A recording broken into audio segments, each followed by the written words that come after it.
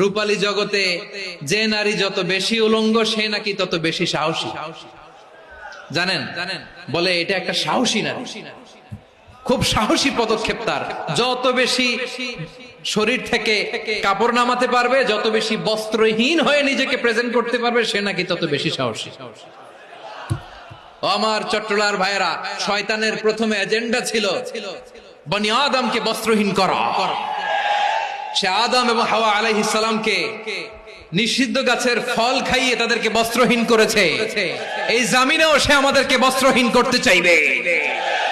এই রূপালী জগতের নামে তারা এটা করে। আমার প্রিয় বোনেরা, আপনি জানেন না আপনার দাম কত। ওরা আপনাদেরকে বিজ্ঞাপনের সস্তা পণ্য বানাতে চায়। ওরা আপনাদেরকে ওদের ভোগের লিপসার টুলস বানাতে চায়। ওরা আপনাদেরকে দিয়ে ওদের খায়েশ পূরণ করতে চায়। এটা আপনাদের জন্য মোটেও ডিগনিটি নয়, এটা আপনাদের জন্য সম্মান নয়।